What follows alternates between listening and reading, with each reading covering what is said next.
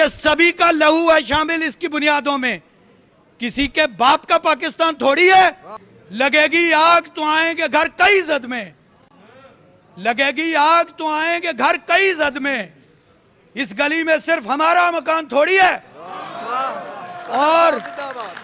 और ये जो बाहर खड़े हैं, इन्हें ये बता दूं कि ये हमारा टैक्स है जिससे तुम अय्याशियां करते हो।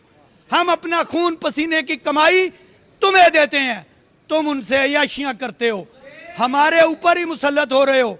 और तुम्हारे लिए ये है कि जो आज साहिब मसनद हैं कल नहीं होंगे, जो आज साहिब मसनद हैं कल नहीं होंगे, किराएदार हैं, जाती मकान थोड़ी है। और अपने जो हमारे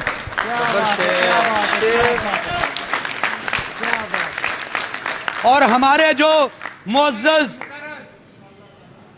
वो था कि ये बात मैं ज्यादा दर्द दिल से इसलिए कहता हूं कि मेरे वालिद की अल्हम्दुलिल्लाह उम्र 87 साल है, बिस्तर के ऊपर हैं, लेकिन उन्होंने इस पाकिस्तान के लिए अपना खानदान कुर्बान किया, हमने अपना लहू दिया।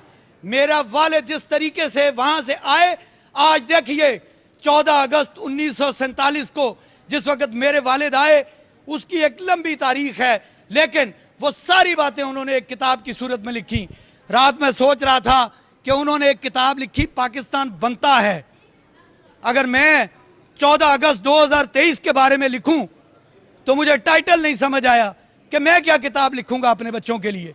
मैं क्या बताऊंगा कि 14 अगस्त 2023 को क्या हो रहा था। गुजारिश ये है, इसलिए ये शेर में ज्यादा दर्द दिल से बोलता हूं कि सभी का लहू है शामिल इसकी बुनियादों में, किसी के बाप का पाकिस्तान थोड़ी है। और मैं अपने मुअज़्ज़ज़ जो बार के ओहदेदारान हैं, मैं उनकी नजर भी ये बात करना चाहूंगा, लगेगी आग तो आएंगे घर कई जद में, लगेगी आग तो आएंगे घर कई जद में, इस गली में सिर्फ हमारा मकान थोड़ी है।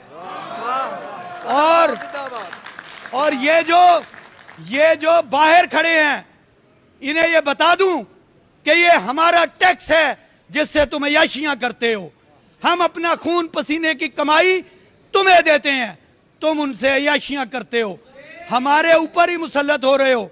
और तुम्हारे लिए ये है कि जो आज साहिब मसनद हैं कल नहीं होंगे, जो आज साहिब मसनद हैं कल नहीं होंगे, किराएदार हैं, जाती मकान थोड़ी है।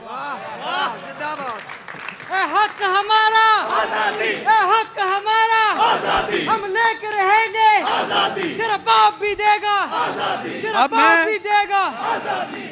अब मैं उस तरफ आऊं, एक और मिसरा ले लें कि ये जो उन्होंने वर्दी पहनी हुई है, इनकी अपनी नहीं, हमारे टैक्स से आई है, इनकी थोड़ी है। वाह जी वाह। अच्छा, मैं यहाँ आपको सिर्फ अब ये अर्ज करूं, हमारे ऊपर ये पाबंदी क्यों लगाई जा रही है, हमारे ऊपर ये इल्जाम क्यों लगाया जा रहा है। रियासत से वफादारी, पाकिस्तान से वफादारी का हमें किसी से सर्टिफिकेट नहीं चाहिए। शुक्र करो कि मेरे बुजुर्गों ने खून दिया, तुम्हें पाकिस्तान का शिनाख्ती कार्ड मिल गया, तुम्हारे पल्ले कुछ नहीं था, आज तुमने वहां पर उनके तलवे चाट रहे होना था। अगर मेरे बुजुर्गों ने खून ना दिया होता, तुम किस मुंह से मेरे घर की दीवारें फलांग कर गए हो, शर्म से डूब मरो। दूसरी गुजारिश आपसे, जुर्म बताता हूं अपना, मेरा जुर्म कि मेरे कप्तान ने अक़वाम मुत्तहिदा में खड़े होकर कहा, यूसुफ वहीं साहब, यूसुफ वहीं साहब, आपकी तरला है, आपको छोड़ दें इस चीज को। मेरे कप्तान का जुर्म यह है, वही मेरा जुर्म है, वही आपका जुर्म है कि उसने अक़वाम मुत्तहिदा में खड़े होकर कहा कि ला इलाहा इल्लल्लाह मुहम्मदुर रसूलुल्लाह। तुम अगर इस नारे के बारे में बात करोगे तो हमें कोई बाउंड्रीज नहीं होंगी, हमारी कोई हुदूद कयूद नहीं होंगी, फिर जंग होगी और उसमें कोई बॉर्डर्स नहीं होंगे। मेरे कायद का जुर्म यह है कि उसने कहा, जब तुम नबी करीम सल्लल्लाहु अलैहि वसल्लम की शान में गुस्ताखी करते हो, हमारा दिल दुखता है और हम किसी भी हद तक जाने से नहीं रुकेंगे अगर तुम इस चीज से बाज ना आए।